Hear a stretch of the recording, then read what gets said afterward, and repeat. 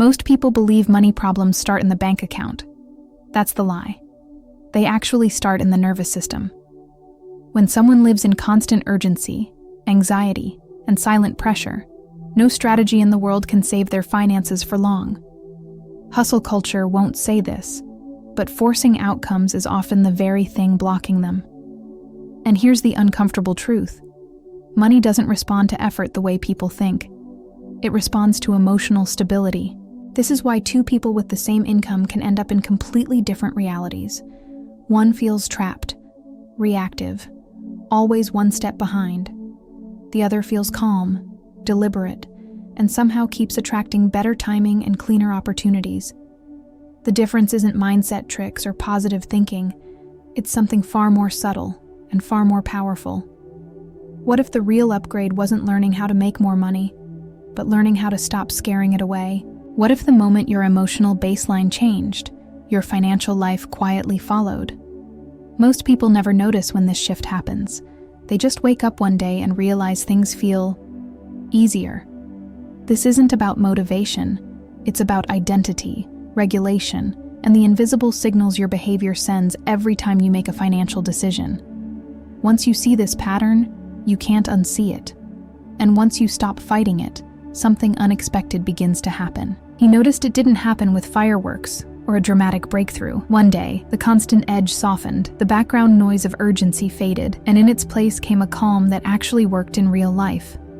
Not passive, not lazy, functional. And without realizing it, his decisions stopped being rushed reactions and started becoming deliberate moves. Funny thing is, money tends to respond differently when someone isn't panicking for it. When anxiety runs the show, every financial choice feels like a small emergency. Buy now or miss out. Sell now before it drops. Say yes because silence feels dangerous. But once the emotional baseline shifts, the body stops screaming, "Act now," and the mind finally gets some breathing room. That's where clarity sneaks in. Not because he tried harder, but because he stopped vibrating with fear. From the outside, nothing looks flashy. Same income, same tools, same opportunities. Yet inside, there's less inner pressure to make things happen right now. He reads contracts slower. He waits before responding. He sleeps on decisions that used to hijack his nervous system. And oddly enough, those pauses start saving him more money than any aggressive tactic ever did. Think about a simple example. Investing. An anxious baseline jumps in and out, chasing green candles and running from red ones. A calm baseline studies patterns, sets rules, and sticks to them. Same market, totally different outcomes. The shift isn't about intelligence, it's about emotional bandwidth. Calm creates room for strategy to exist at all. This change also alters how he relates to time. Before time felt like an enemy, always running out, always late. Now, time becomes an ally. He can wait for better terms, better timing, better alignment. Deals improve not because he demands more, but because he's no longer leaking desperation through his decisions. There's a subtle confidence that emerges here, not the loud, performative kind, but the quiet sense of, "I'll be fine either way." That signal alone changes negotiations, opportunities, and how others respond to him. People trust those who aren't rushing themselves. Stability, it turns out, is persuasive without saying a word. What's interesting is that this calm doesn't come from positive thinking or repeating affirmations in the mirror. It comes from the body, learning it's safe enough to slow down. And once that happens, a different kind of financial behavior becomes possible. One that doesn't rely on force, but on something much harder to fake. That's where the next shift begins. At some point, he realized effort wasn't the problem. Force was. He had been pushing outcomes like a locked door, assuming more pressure would make it open. But money doesn't respond well to clenched fists. When he stopped trying to squeeze results out of every move, his actions naturally became cleaner, calmer, and strangely more effective. Forcing always carries a hidden message: instability. When someone needs an outcome too badly, it leaks into timing, tone, and decisions. He used to overwork strategies, over-explain value, and overcorrect small fluctuations. Now, he lets things breathe. Offers are clearer. Plans are simpler. Consistency replaces intensity, and that alone changes the game.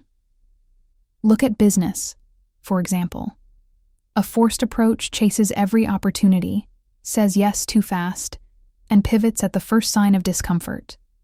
A stable approach picks a lane and stays there long enough to compound. He stopped redesigning the plan every week and started executing one solid system over time. Less excitement, more results. There's also a noticeable shift in how he handles uncertainty. Before, uncertainty triggered action for the sake of relief. Now, uncertainty becomes data. He observes, waits, and adjusts instead of reacting. This is where leverage lives, not in frantic motion, but in well-timed moves that come from patience. People around him feel this change, even if they can't name it. Clients trust him more. Partners negotiate differently. Opportunities linger instead of vanishing. Stability signals safety, and safety attracts longer-term money, not the fast, volatile kind that comes and goes with emotion. Even setbacks hit differently. When something doesn't work, he doesn't spiral or double down out of pride. He reviews, refines, and moves forward. That emotional neutrality preserves capital, energy, and reputation. 3 assets panic tends to destroy quickly. What's subtle here is that he didn't become passive. He became precise. And precision only shows up when force steps aside. Once stability becomes the signal, outcomes start aligning on their own timeline, setting the stage for a deeper internal shift that most people never connect to money at all. There was a time when his body treated every financial decision like a threat. Tight chest, racing thoughts, the urge to act now. That wasn't ambition. It was survival mode. And in that state, the brain doesn't plan, it reacts. Once his nervous system began to settle, something critical changed. He could finally think ahead instead of just trying to escape pressure. Survival mode narrows perception. It pushes people to grab quick wins, exit too early, or accept less just to feel safe. He'd done all of it, selling opportunities before they matured, underpricing himself, mistiming decisions. Not because he lacked skill, but because his body was optimized for danger, not strategy. Calm restored access to foresight. When the body relaxes, the prefrontal cortex comes back online. That's where risk assessment, pattern recognition, and long-term thinking live. Suddenly, he could hold more information without overwhelm. He could weigh trade-offs instead of rushing to relief. This alone improved his financial outcomes more than any new tactic ever had. A practical shift showed up in negotiations. Before, he'd rushed to close, fearing loss. Now, he pauses. He asks better questions. He allows silence. And in that space, better terms emerge. Silence, when the nervous system is regulated, becomes a tool. The same applies to investing in career moves. Instead of reacting to headlines or emotions, he sets rules while calm and follows them under pressure. That's how professionals operate. Not because they feel less, but because their nervous systems aren't hijacking their decisions at the worst possible moment. Interestingly, opportunities start appearing clearer. Not more of them, just clearer. He can see which ones align and which are noise.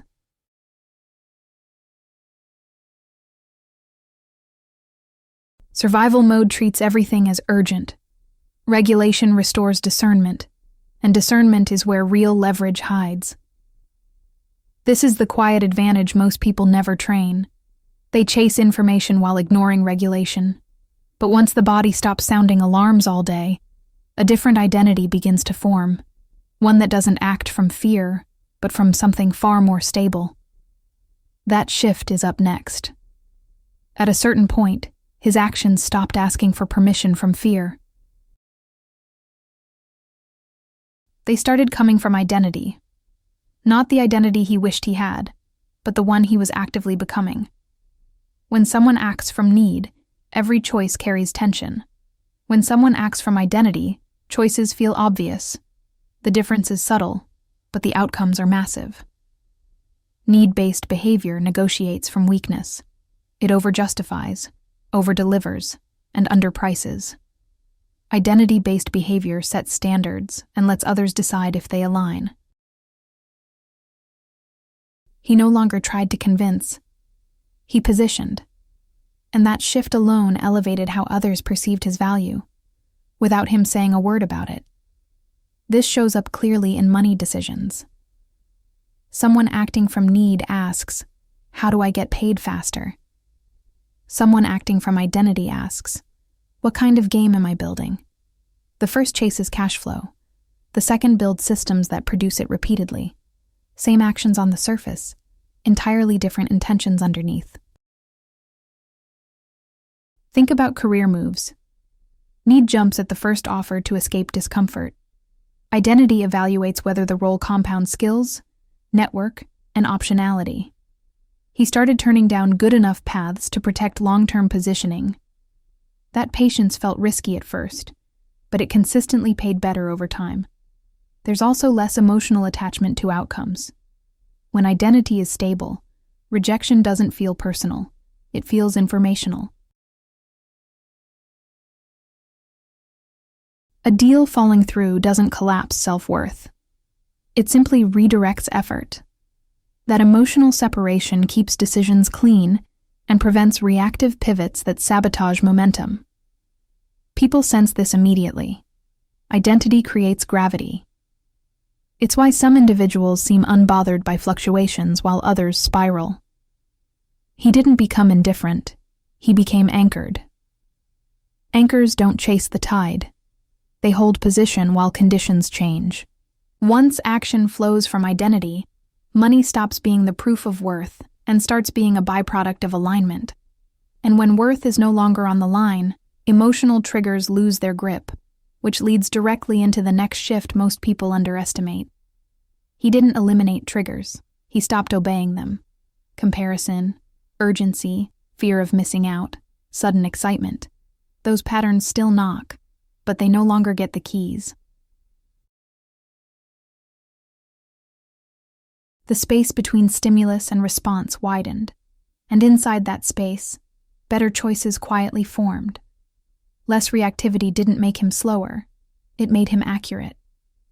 Before, comparison hijacked focus. Someone else's win felt like his loss. Now, he understands that different timelines don't compete. He studies others for insight, not validation. That shift alone saved him from copying strategies that didn't fit his context or stage. Urgency used to be the loudest voice in the room. Limited time offers, artificial deadlines, emotional sales tactics. He fell for them because urgency promised relief. Now, he asks a simple question. Would this still make sense if I decided tomorrow? If the answer is no, he waits, and waiting filters out more bad decisions than intelligence ever could. Even losses feel different. A dip in income no longer triggers panic-driven overcorrection. Instead of scrambling, he reviews fundamentals, cash flow, runway, leverage points. He adjusts one variable at a time. Emotional neutrality preserves optionality, which is the real asset during volatility. There's a practical example in spending. Reactive spending soothes emotion. Regulated spending serves strategy. He no longer buys to feel better or to signal status. He buys tools that compound time, skill, or health. Fewer purchases, higher impact. What's powerful here is repetition. Fewer emotional mistakes, repeated over months and years, create massive financial divergence. Not through brilliance, but through consistency. Most people don't lose money because they're wrong. They lose it because they can't stop reacting. As reactivity fades, attention naturally shifts. Energy that was trapped in emotional loops becomes available for something more constructive. And where attention goes, money tends to follow. Not immediately, but inevitably. That redirection is the next quiet turning point. Without making a big announcement, his attention changed direction. It stopped orbiting what was missing and started focusing on what could be built. Lack had once dominated his internal dialogue. How much he didn't have. How far behind he felt. How urgent everything seemed. When attention loosens its grip on scarcity, choices stop being defensive and start becoming constructive. Attention is a currency most people spend unconsciously. When it's locked on lack, the brain searches for shortcuts, quick fixes, and emotional relief. When it's placed on process, value, and leverage, the brain looks for systems. He didn't magically feel richer overnight, but he started thinking like someone who plans to stay in the game long enough to win. This shows up in daily behavior. Instead of obsessing over income spikes, he pays attention to inputs, skills, relationships, routines, and distribution channels. He asks better questions, like what compounds over 5 years instead of what pays off this month. That shift alone filters out 90% of distractions masquerading as opportunities. A simple example appears in work. Lack-focused attention asks, how do I get more clients now? Process-focused attention asks, how do I become undeniably valuable to a specific group? One chases volume. The other builds positioning. Over time, the second quietly out-earns the first with far less stress. There's also emotional relief here. When attention isn't scanning for threat, the nervous system stays regulated. That regulation allows patience, and patience allows better timing. Timing, more than effort, is what separates average financial outcomes from exceptional ones. He also becomes harder to manipulate. Scarcity-based messaging no longer hooks him because his attention isn't tuned to fear.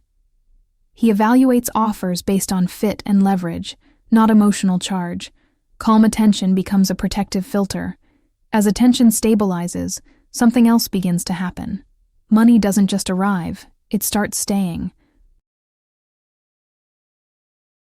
And staying requires a different kind of internal structure altogether. One most people never build until it's too late. At this stage, the shift becomes unmistakable.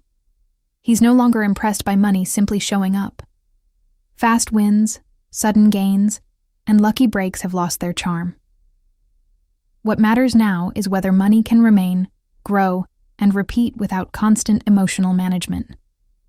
That question alone separates temporary success from sustainable wealth.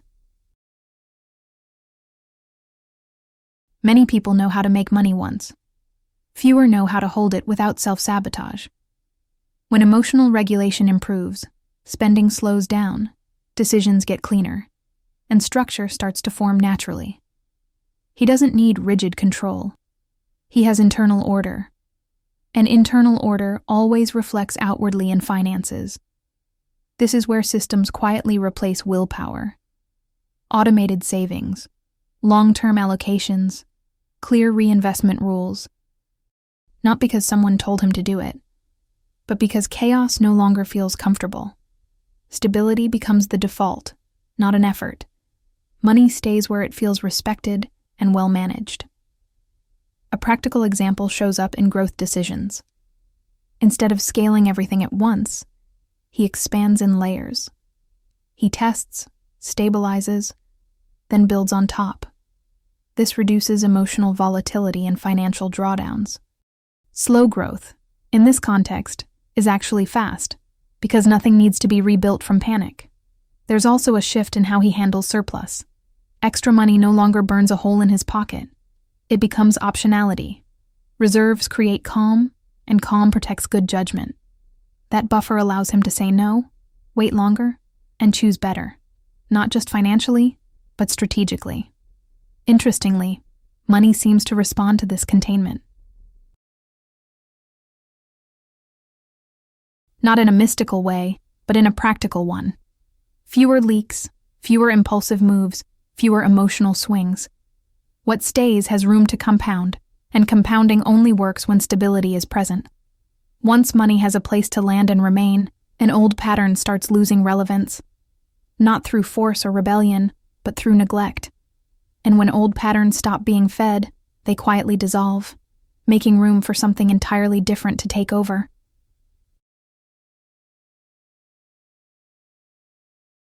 At some point, he stopped trying to defeat his past. No more inner battles, no dramatic vows to never be like that again. He simply lost interest in feeding the old pattern. And without attention, emotion, or resistance, it weakened on its own. Patterns don't die from force, they dissolve from irrelevance. Before, every mistake triggered self-criticism and urgency to compensate. That urgency recreated the same conditions that caused the mistake in the first place. Now, when an old impulse surfaces, he notices it without obeying it. Awareness replaces reaction, and that small pause changes everything. This shows up in familiar situations. Same income fluctuations, same market noise, same temptations. The difference is internal posture. He doesn't identify with the pattern anymore.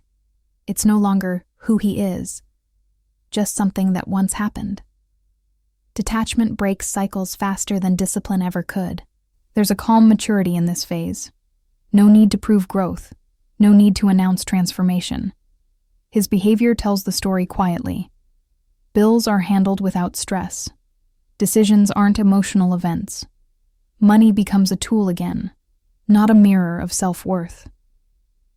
Ironically, this is when the biggest shifts tend to happen. Not because he's chasing change, but because nothing inside is pulling him backward anymore.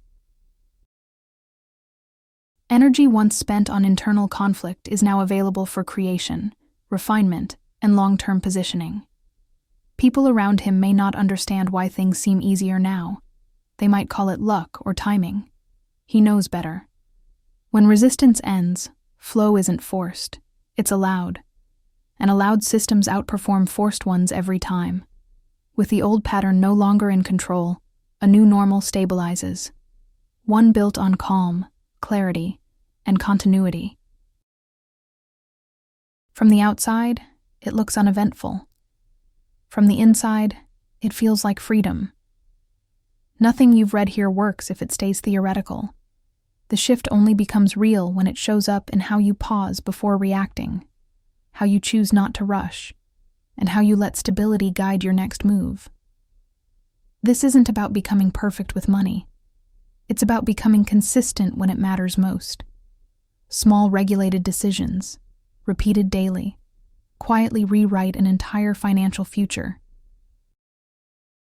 So ask yourself, where are you still acting from urgency instead of identity? Which financial choices are you making just to feel relief, not because they're aligned? What would change if you gave yourself permission to slow down without falling behind? These questions aren't comfortable, but they're the ones that separate temporary gains from lasting progress. You already know what your old pattern looks like. You've lived it.